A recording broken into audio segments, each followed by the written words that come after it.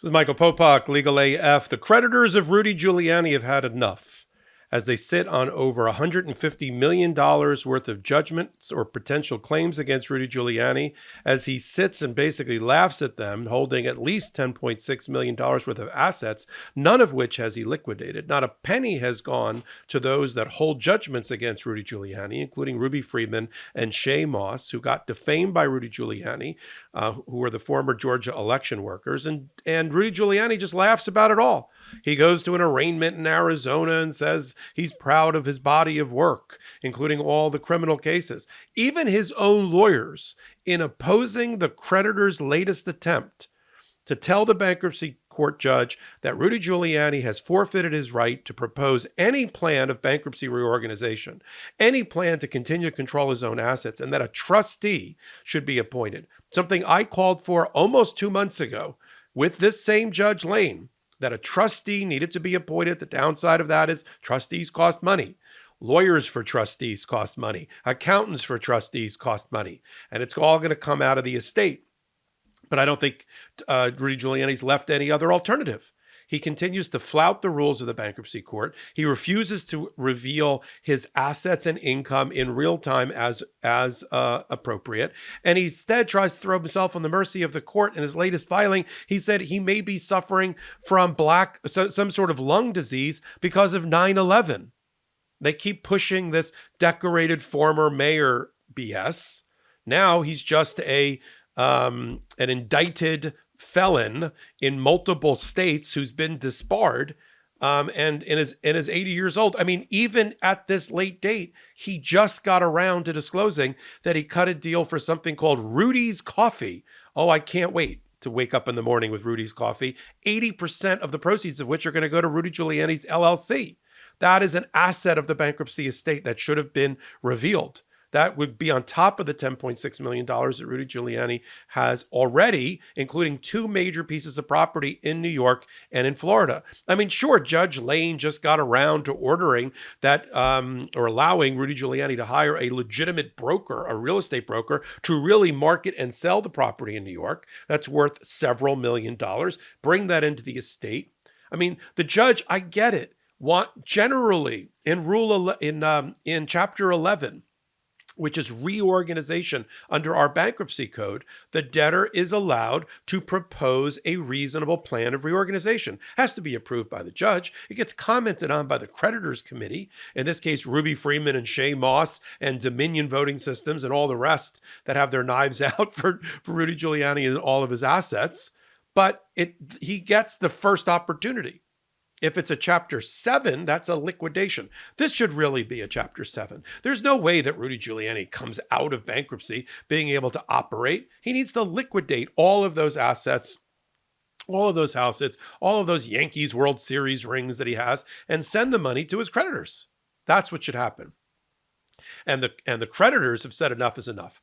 They filed a 50-page motion basically accusing, rightly so, Rudy Giuliani of bankruptcy crimes, that he's lying to the court, that he's hiding his assets, that he's not appropriately filing the required financial disclosures and records. He always has an excuse, as all MAGA do, right? Oh, my financial advisor's been sick. I've been hearing about the sick financial advisor for the last 3 months, and that's the reason he can't file his financial reports on time that are required by the bankruptcy court. Get a new financial advisor. I can't sell the property. It was bad timing.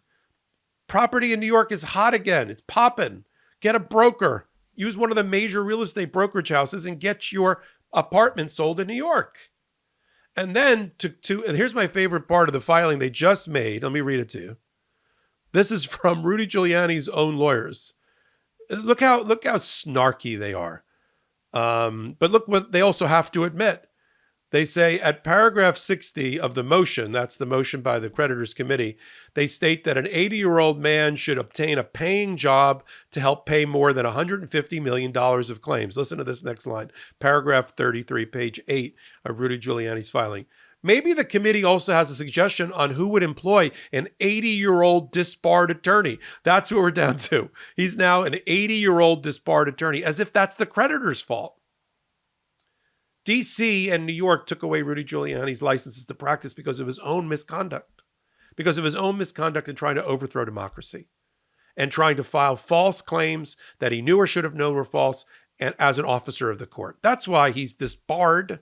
It's not the creditor's fault. He just got arraigned, Rudy Giuliani, in the last few days in Arizona for yet another indictment. He's been indicted in Georgia, where he's an indicted co-conspirator. He's an unindicted co-conspirator in the D.C. election interference case by the special counsel. We know, I think he's unindicted co-conspirator number 5 or number 6 listed in the indictment. He's now indicted in Arizona. He's indicted in Wisconsin. And yet he's still able to have a podcast. Yes, he got taken off the air for his radio show in New York. I'll be honest, nobody was listening to that radio show anyway, and they haven't for years. You know, the mayor's radio show. That was interesting, like 30 years ago. His podcast, he uses it as a free grift. Send money. I'm getting prosecuted. I'm getting persecuted. Send money to me. He's got his hat in hand at Mar-a-Lago all the time. That money is earmarked and should be earmarked and controlled by the bankruptcy court judge, Judge Lane in New York, to go to his creditors. Ruby Freeman and Shane Moss need to start to be made whole. And I agree with the filing by the creditors committee.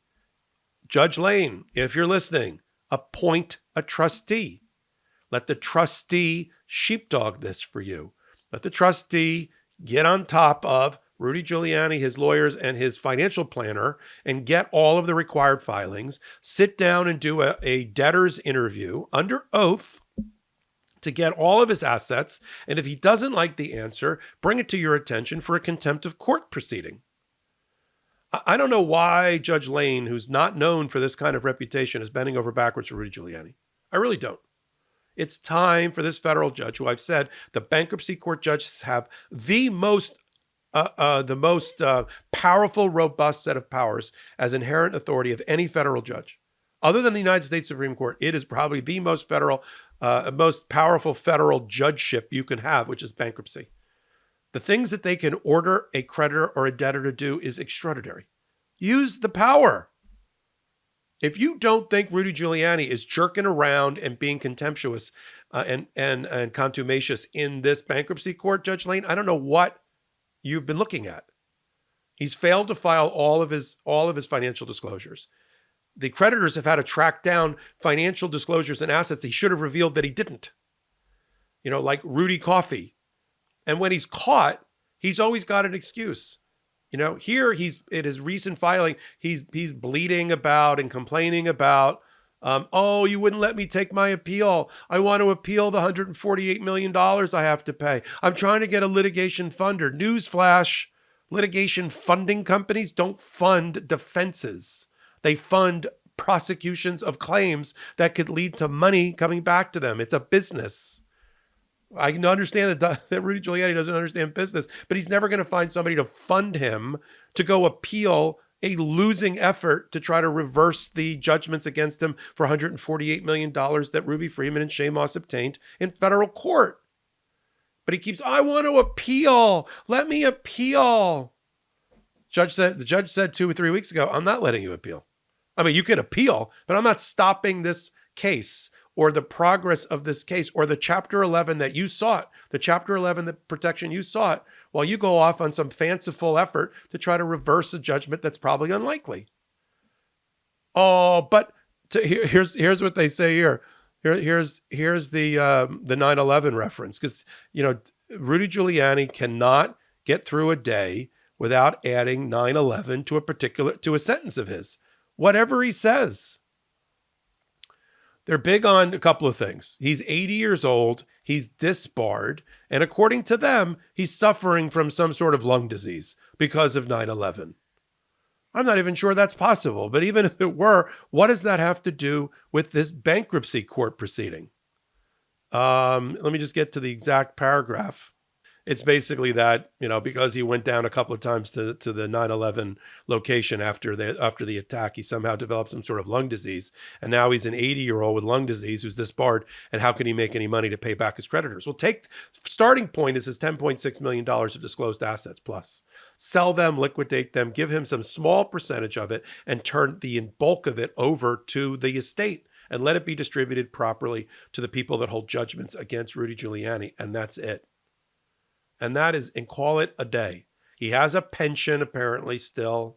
He's got 2 pensions that he draws on in Social Security, and he can put his hand out for other money from people that want to who want to donate money to him. Another birthday party, that he has where he has a guest, a gift list.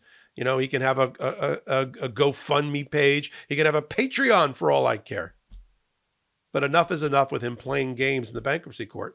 I'm shocked that it's been going on this long. Appoint the trustee, liquidate the assets, and pay the creditors. I don't know how hard this is.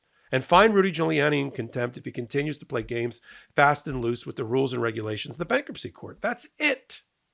I'm going to continue to follow closely everything related to Rudy Giuliani and his bankruptcy filings right here on the MeidasTouch Network and on Legal AF. Join us on Wednesdays and Saturdays at 8 p.m. Eastern Time on this MeidasTouch Legal AF YouTube channel and then on audio podcast platforms of your choice. So until my next hot take, until my next Legal AF, this is Michael Popok reporting. Heary, Legal AF Law Breakdown is now in session. Go beyond the headlines and get a deep dive into the important legal concepts you need to know and we discuss every day on Legal AF. Exclusive content you won't find anywhere else, all for the price of a couple of cups of coffee. Join us at patreon.com/legalaf. That's patreon.com/legalaf.